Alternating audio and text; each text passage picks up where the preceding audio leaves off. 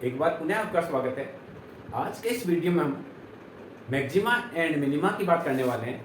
सामान्य रूप से मैक्सिमा और मिनिमा जो टॉपिक है वो गणित में पढ़ाया जाता है, मैथ्स का एक सब्जेक्ट है। परंतु अर्थशास्त्र में भी एक उत्पादक जब उत्पादन करता है तो वह चाहता है कि मेरे उत्पादन की लागत कम से कम हो, यानी वह अपनी लागत को न्यूनतम करना चाहता है। और जब वहाँ प्रॉफिट की बात आती है तो वह अपने लाभ को अधिकतम करना चाहता है। तो इस दृष्टि से अधिकतम और न्यूनतमीकरण का प्रयोग अर्थशास्त्र में भी किया जाता है। हम इस वीडियो के माध्यम से समझेंगे कि किस प्रकार से विभिन्न चरों के प्रथम अवकलन और द्वितीय अवकलन के माध्यम से हम आसानी से मैक्सिमा और मिनिमा की गणना कर सकते हैं।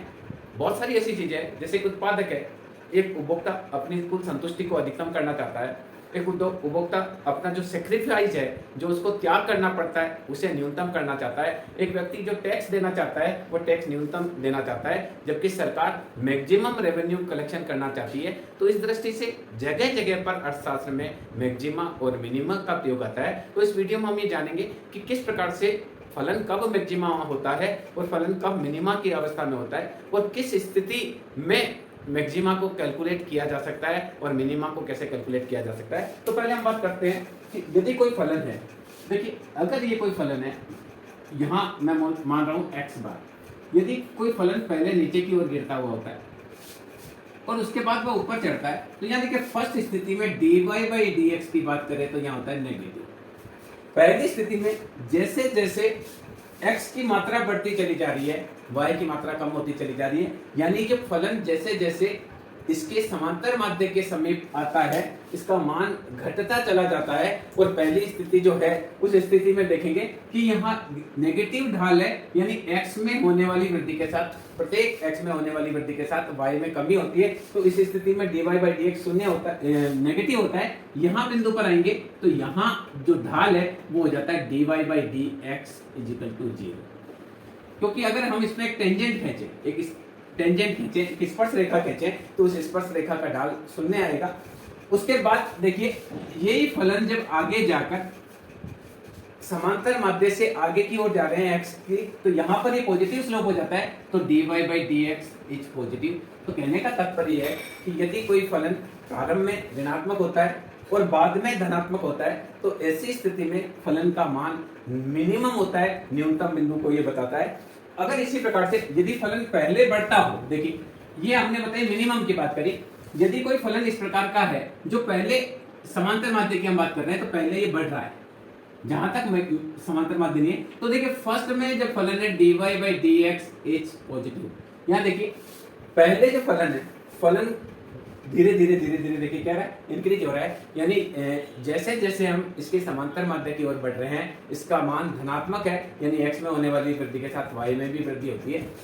एक टॉप पर बिंदु पर जाते हैं तो यहाँ ये ढाल शून्य हो जाता है, यहाँ पे एक स्पर्श रेखा खींचेंगे तो यहाँ आ जाएगा dy/dx = 0, और उसके बाद में एक लिमिट के बाद में क्या होता है, ये नेगेटिव हो जाता है, dy/dx इज नेगेटिव। तो यदि कोई फलन इस प्रकार का है जो प्रारंभ में धनात्मक होता है और मैक्सिमम ऊपर के बिंदु से जाकर वापस नीचे की ओर गिरते हुए ऋणात्मक हो जाता है, तो इस स्थिति में फलन का मान जो होगा वहां पर मैक्सिमा की स्थिति को बताएगा। यहाँ देखिए आप यहाँ ढाल देख रहे हैं तो अधिकतम यहाँ स्थिति को बता रहा है। तो इस प्रकार से हम नट सेल में कह सकते हैं कि देखिए हम दोनों चित्र को एक साथ लेते हैं, तो एक स्थिति होती है मैक्सिमा की और दूसरी स्थिति होती है मिनिमा की। ये फर्स्ट देखेंगे, ये सेकंड देखेंगे। तो यहाँ देखिए यदि कोई फलन पहले धनात्मक होता है और उसके बाद ऋणात्मक होता है, ये देखिए बीच में ये समांतर माध्य x बार, जैसे जैसे समांतर माध्य की ओर बढ़ते हैं पहले ये पॉजिटिव होता है, dy/dx यहाँ स्लोप पॉजिटिव है, यहाँ इसकी स्पर्श रेखा खींचेंगे तो यहाँ स्लोप आएगा dy/dx = 0, और बाद में इसका जो स्लोप होता है वो गिरता हुआ होता है। तो ऐसी स्थिति में फलन का मान मैक्सिमम होता है। ये हम देखेंगे कि ये अगर आप देखेंगे तो सबसे ज्यादा मान यहीं पर आता है। तो मैक्सिमा की स्थिति को हम बताएंगे कि जब मैक्सिमा की स्थिति वह स्थिति है जिसमें फलन पहले पॉजिटिव होता है और उसके बाद नेगेटिव होता है। और अब जैसे कि यदि पहले से ही कोई फलन नेगेटिव है उसके बाद पॉजिटिव होता है, देखिए यहाँ तक समांतर माध्य तक नेगेटिव है, तो यहाँ dy/dx पहले नेगेटिव है और ये देखिए स्पर्श रेखा के बिंदु पर dy/dx 0 है और उसके बाद ये पॉजिटिव स्लोप हो जाता है। तो इस स्थिति में देखिए कम से कम यहाँ आ रहा है, तो ऐसी स्थिति को हम कहेंगे मिनिमा की स्थिति। इस प्रकार से अर्थशास्त्र में मैक्सिमा और मिनिमा को निकालने के लिए फलन का प्रथम अवकलन किया जाता है। इसके बारे में हम आगे और चर्चा करेंगे। दूसरी हम बात करते हैं जो हमने चर्चा की कि क्या क्या स्थिति है वो देखिए, पहली स्थिति में हमने डिस्कस किया कि किस प्रकार से यदि कोई फलन पहले घटता है यानी dy बाई डी एक्स शून्य होता है और उसके बाद एक्स बार के बाद में अगर वह शून्य होकर पॉजिटिव होता है तो पहले घटता है, शून्य होकर पॉजिटिव होता है तो इस स्थिति में मिनिमा की स्थिति होगी। और यदि कोई फलन पहले बढ़ता है उसके बाद मैक्सिमम होकर गिरने लगता है तो ऐसी स्थिति में मैक्सिमा की स्थिति होगी। अगला आता है देखिए स्थिर और गैर स्थिर इन्फ्लेशन का बिंदु। यहाँ देखिए ये फलन पहले कॉनकेव टू द ओरिजिन है, उसके बाद कॉन्वेक्स टू द ओरिजिन है। देखिए यहां से यहां तक फलन का मान जो है, ये फलन का मान यहां से यहां तक पॉजिटिव है, पर ये मूल बिंदु के प्रति नतोदर है। तो यहाँ देखिए नतोदर है यहाँ, तो ये यहाँ पर dy by D x 0 is positive. देखिए यहाँ x के होने वाली वृद्धि के x में होने वाली वृद्धि के साथ y भी बढ़ रहा है, तो हम कहेंगे कि प्रारंभिक स्थिति में dy by D X positive है। और यहाँ पर अगर हम एक स्पर्श रेखा खींचेंगे तो ये स्पर्श रेखा भी, ये इसका एक ढाल पॉजिटिव होता है, तो इस जगह भी अगर हम देखेंगे तो dy by D X positive होता है और इसके बाद ढाल नतोदर हो जाता है, फिर भी ये dy by D X positive ही रहता है। यानी यह स्थिति ऐसी है जिसमें प्रारंभ में जो फलन का मान है वह नतोदर होता है, it is convex to the origin. In middle point is also there is a positivity. अगर हम इसमें टेंजेंट खींचेंगे तो वहां पर उसका भी एक पॉजिटिव ढाल आएगा। ये देखिए टेंजेंट हमने खींची है, dd रेखा हमने खींची है, इसका ढाल भी धनात्मक है, शून्य ढाल नहीं है, और उसके बाद में भी पॉजिटिव रहता है। यानी तीनों स्थिति में ऐसी स्थिति रहती है, तो इस स्थिति में हम कहेंगे कि फलन जो है वो गैर स्थिर इन्फ्लेशन का बिंदु है। इसको क्या लिखेंगे? गैर स्थिर इन्फ्लेशन का बिंदु।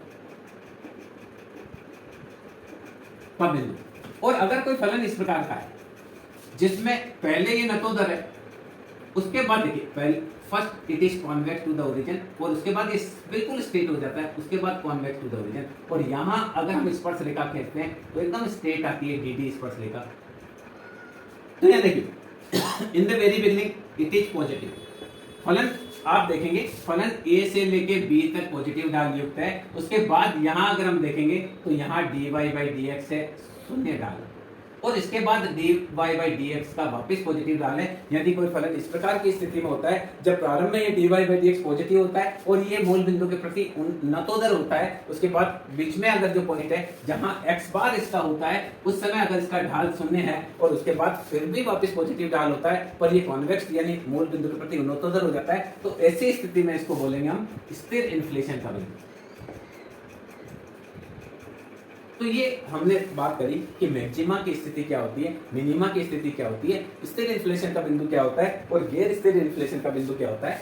अब देखिए कि किस प्रकार से सवाल को निकालना है, परीक्षा में आपको किस प्रकार से इसको निकालना है। यदि कोई फलन का प्रथम अवकलन dy बाई डी एक्स 0 होता है, यदि किसी फलन का प्रथम अवकलन जो है वो यानी जो है कोई फलन ऐसा होता है जो इन्फ्लेशन के बिंदु के समीप घटता चला जाता है, यानी dy बाई डी एक्स इसका 0 होता है, और अगर इसका d स्क्वायर बाई सेकेंड अवकलन इसका यहाँ ध्यान रखना है नेगेटिव होता है, यानी कोई फलन का मान लगातार घटता चला जाता है, प्रथम अवकलन को इसका शून्य रखने के बाद अगर द्वितीय अवकलन नेगेटिव आता है तो ऐसी स्थिति में फलन का मान मैक्सिमा होगा। ये ध्यान रखना, उल्टा देख रहे हैं सेकंड में नेगेटिव हो। आप देखिए हम चित्र बनाते हैं तो ये पहले पॉजिटिव है, उसके बाद क्या है नेगेटिव है, सेकंड में ये नेगेटिव आ रहा है, यहाँ dy by D X positive है, यहाँ dy बाई डी एक्स 0 है और यहाँ dy by D x negative है। यानी कोई फलन का जो मान है लगातार x के बाद में x तक बढ़ता है, यानी इसके समांतर माध्य तक फलन का मान बढ़ता है, उसके बाद घटता चला जाता है। या हम इसको अगर कहेंगे कि कोई फलन है उसका प्रथम अवकलन शून्य रखें और द्वितीय अवकलन अगर ऋणात्मक आता है तो ऐसी स्थिति में फलन का मान जो होगा वो मैक्सिमा होगा। उल्टा है, ऋणात्मक आएगा तो मैक्सिमा होगा। दूसरी चीज देखिए, यदि dy बाई डी एक्स 0 है और सेकेंड अवकलन इसका पॉजिटिव रखते हैं, पॉजिटिव मान आता है, तो इसमें इसका फलन का मान आएगा मिनिमा। ये जो फलन है वो मिनिमा होगा, यानी सेकेंड में पॉजिटिव आता है। देखिए फर्स्ट नेगेटिव और सेकेंड पॉजिटिव, यहाँ dy बाई डी एक्स पहले नेगेटिव है, इस बिंदु पर ये dy बाई डी एक्स 0 है और बाद में ये आपका आ रहा है positive, dy by D X positive आ रहा है।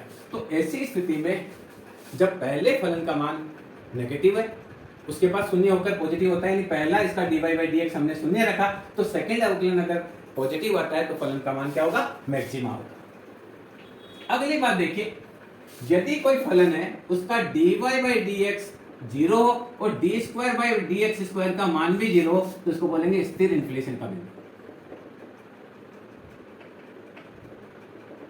अगर कोई फलन ऐसा हो जिसका द्वितीय अवकलन बिल्कुल शून्य आता है, उसका कोई भी मान नहीं आता है, तो ऐसी स्थिति में हम उस फलन के बारे में कहेंगे कि ये एक स्थिर इन्फ्लेशन का बिंदु है। जब हम सवाल हम करेंगे तो हम अच्छी तरीके से समझेंगे कि किस प्रकार स्थिर इन्फ्लेशन का बिंदु होता है और गैर स्थिर इन्फ्लेशन का बिंदु होता है। इसके बाद देखिए लास्ट एक देखिए, यदि किसी फलन का dy by dx तो जीरो नहीं हो और d square y by D x square zero हो, तो इसको बोलेंगे गैर स्थिर इन्फ्लेशन का बिंदु। ये जो फलन है, इस फलन में गैर स्थिर इन्फ्लेशन का बिंदु आएगा जब dy by dx जीरो है और ये जीरो नहीं है और इसका मान जीरो नहीं है और सेकंड का मान अगर जीरो आ जाता है, तो ऐसी स्थिति में उसको गैर स्थिर इन्फ्लेशन का बिंदु कहेंगे। तो बहुत सिंपल सी बात है, मैक्सिमा मिनिमा निकालने के लिए जो भी हमारे पास फलन आएगा, इसका प्रथम अवकलन को हम शून्य रखेंगे और सेकंड अवकलन अगर नेगेटिव आ जाता है तो मैक्सिमा होगा। प्रथम अवकलन के शून्य होने पर सेकंड अवकलन अगर पॉजिटिव आ जाता है तो मिनिमा होगा। प्रथम अवकलन भी शून्य और सेकंड अवकलन भी अगर हम शून्य रखकर देखेंगे तो जो x का मान आएगा वो स्थिर इन्फ्लेशन का बिंदु आएगा। और यदि प्रथम अवकलन शून्य नहीं है और सेकंड पूरी तरह से शून्य आ जाता है, तो ऐसी स्थिति में फलन जो होगा वो गैर स्थिर इन्फ्लेशन का बिंदु होगा। यानी जो भी फलन हमारे पास आएगा उसमें मैक्सिमा मिनिमा निकालने के लिए उसका दो बार अवकलन करेंगे। प्रथम अवकलन को शून्य करके x के दो मान निकाल लेंगे x और सेकंड अवकलन करके उसमें x का मान रखेंगे। अगर वो मान पॉजिटिव आएगा तो ऐसी स्थिति में मिनिमा होगा और वो मान अगर नेगेटिव आएगा तो उस स्थिति में वो जो होगा मैक्सिमा होगा। और अगर वो मान शून्य आता है तो इस स्थिति में हम बोलेंगे कि फलन जो है वो स्थिर इन्फ्लेशन का बिंदु है। इस प्रकार से अर्थशास्त्र में क्या करते हैं, मैक्सिमा और मिनिमा की गणना करते हैं। कई बार कोई फलन ऐसा होता है जिसमें एक से अधिक मैक्सिमा मिनिमा आता है। जैसे कोई फलन ए पर मैक्सिमा है और ये बी पर मिनिमा है, ये सी, ए बिंदु, ये बी बिंदु और ये सी बिंदु। तो यहाँ देखिए ए बिंदु पर मैक्सिमा है, बी पर मिनिमा है और सी पर वापस मैक्सिमा है। तो अगर हम सापेक्ष रूप से मैक्सिमा की बात करेंगे तो ए की तुलना में सी पर ज्यादा फलन का मूल्य है। तो सापेक्षिक दृष्टि से अगर हम मैक्सिमा की बात करेंगे तो ए की तुलना में सी पर ज्यादा मैक्सिमा की पोजीशन है। और इसी प्रकार से अगर कोई फलन आगे और आ रहा है और ये आकर डी बिंदु पर आ रहा है, तो अगर हम सापेक्षिक रूप से मिनिमा की बात करेंगे तो बी बिंदु भी हमारा मिनिमम है, डी बिंदु भी हमारा मिनिमम है, पर सापेक्षिक रूप से हम देखें तो डी बिंदु ज्यादा मिनिमा की स्थिति में बी बिंदु की तुलना में। इस प्रकार से भी फलन का इस चैप्टर में आकलन किया जाता है। तो इस वीडियो के माध्यम से हमने ये समझा कि किस प्रकार से फलन का मैक्सिमा और मिनिमा का कैलकुलेशन किया जाता है। जब भी कोई सवाल आता है जिसमें आपसे मैक्सिमा और मिनिमा के बारे में पूछा जाता है, तो हम क्या करेंगे, उसका पहले प्रथम अवकलन करेंगे, उसको शून्य के बराबर रखेंगे, फिर x के दो मान प्राप्त कर लेंगे। फिर उसका द्वितीय अवकलन करेंगे। द्वितीय अवकलन में हम x का दो मान होंगे, पहले मान को रखकर देखेंगे तो पता चलेगा कि x के इस मान पर तो फलन का मान मैक्सिमा है और दूसरे पर हो सकता है मिनिमा हो। फिर हम सेकंड अवकलन को अगर शून्य करेंगे तो x का जो मान प्राप्त होगा वो हमारे सामने स्थिर इन्फ्लेशन का बिंदु की स्थिति होगी। यदि कोई फलन में सेकंड अवकलन एकदम शून्य आ जाता है तो जो प्रथम अवकलन को हम रखेंगे उससे जो x का मान रखेंगे उससे हमें पता चलेगा कि ये गैर स्थिर इन्फ्लेशन का बिंदु है। जब हम सवाल करेंगे तो उसे बहुत अच्छी तरीके से हम इसको समझ पाएंगे। मैं समझता हूँ कि क्या होता है मैक्सिमा और क्या होता है मिनिमा, ये आप इसको अच्छी तरह से समझ पाए होंगे। जो इकोनॉमिक्स है इसमें मैक्सिमा मिनिमा बहुत अधिक काम आने वाली चीज़ है, क्योंकि हर एक उत्पादक अपनी लागत को कम करना चाहता है, कम से कम करना चाहता है। यदि उसको हानि हो रही है तो उसको वह कम से कम करना चाहता है, यदि उसको त्याग करना है तो उस त्याग को वह मिनिमम करना चाहता है। पर बात उल्टी आती है, वह प्रॉफिट की बात होती है तो वह अपने प्रॉफिट को मैक्सिमम करना चाहता है। अपनी जो सेटिस्फेक्शन लेवल है उसको भी वह मैक्सिमम करना चाहता है। एक प्रोड्यूसर अपने प्रोडक्शन को मैक्सिमम करना चाहता है। इस प्रकार से इकोनॉमिक्स में जगह जगह पर मैक्सिमा और मिनिमा का प्रयोग किया जाता है। Thank you.